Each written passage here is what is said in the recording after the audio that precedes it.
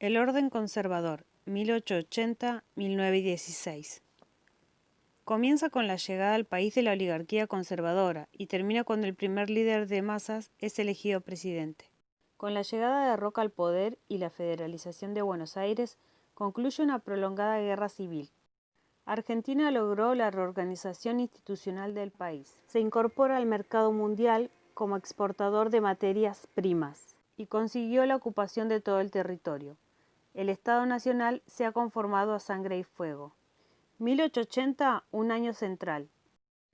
Buenos Aires, derrotada por las fuerzas del Ejército Nacional, se ve obligada a entregar la capital y se llama a elecciones en las que triunfa Julio Argentino Roca, quien lideró la llamada Conquista del Desierto, en la que se exterminó a los pueblos originarios de la Patagonia.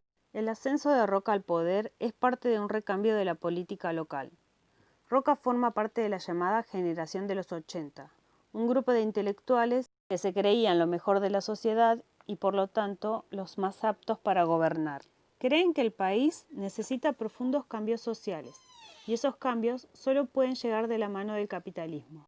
Los conservadores tienen su propio partido, PAN, Partido Autonomista Nacional, y su propio lema, paz y administración, solo era para mantener los buenos negocios. Mientras tanto, en Europa, el desarrollo del transporte terrestre y marítimo produce un movimiento impensado hace un tiempo atrás. Ahora la clase trabajadora puede migrar de un continente a otro. Esto permite la llegada al país de inmigrantes.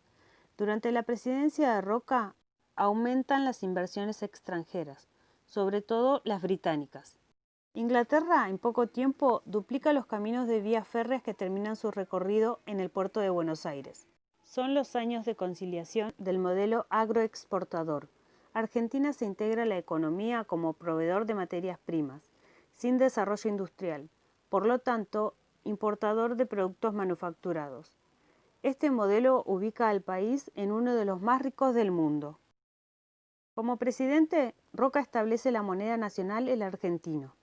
Además, crea el registro civil que pasa a controlar los nacimientos, fallecimientos y casamientos, tarea que antes realizaba la Iglesia.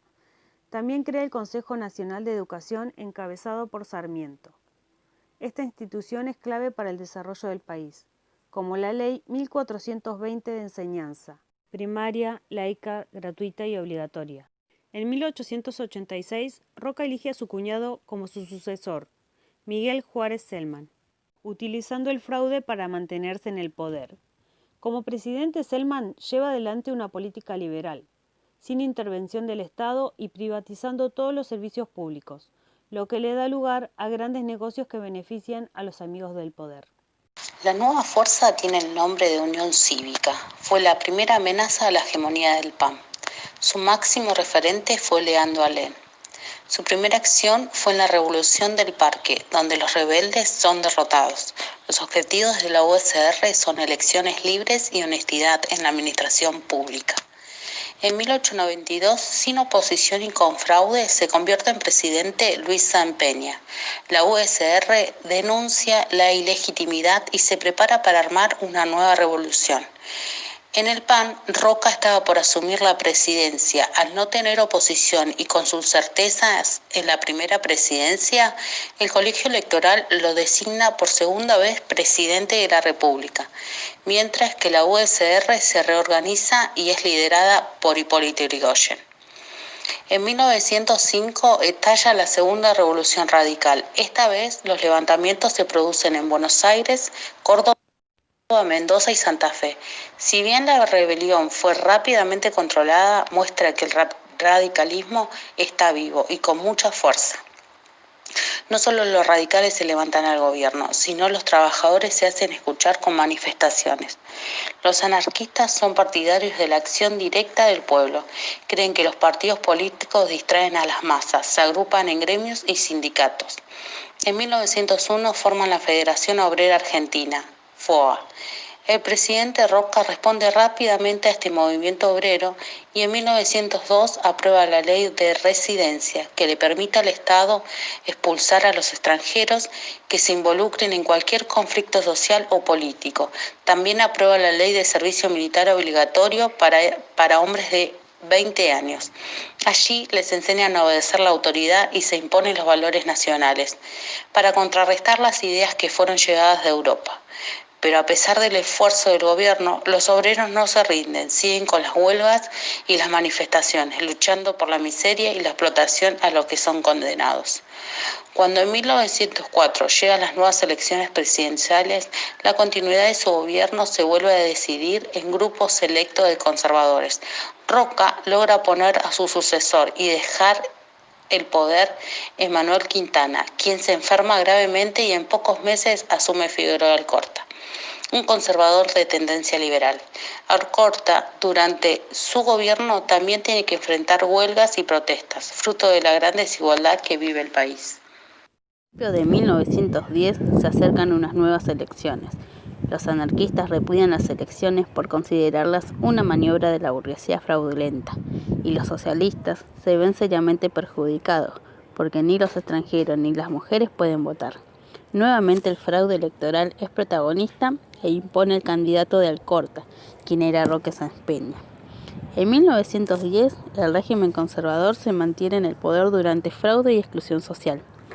El nuevo presidente Sáenz Peña quería incorporar a los radicales y socialistas, quería modernizar el modelo político para aumentar la legitimidad política del gobierno, modernizar el partido conservador y también avanzar en el problema anarquista, trasladando el problema de la calle al Parlamento.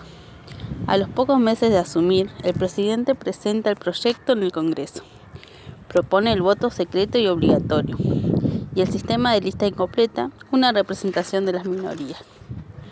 La ley se discute palabra por palabra, hasta que en 1912 se aprueba, conocida como la Ley Sáenz Peña.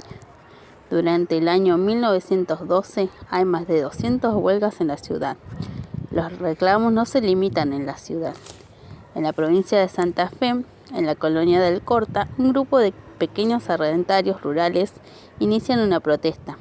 Son en su mayoría inmigrantes que reclaman por los alquileres de las tierras. El conflicto se extiende hasta Buenos Aires y Córdoba.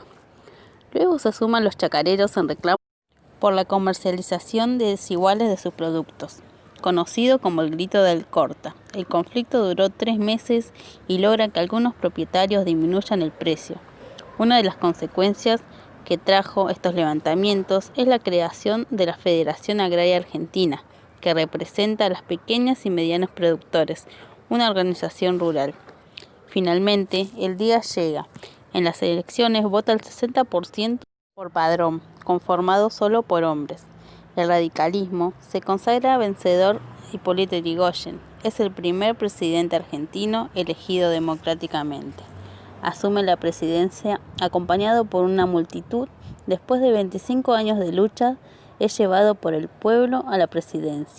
En 1916, el país tiene un sistema político con mayor legitimidad. Por primera vez, un presidente de la nación cuenta con apoyo legítimo de una parte importante del pueblo argentino.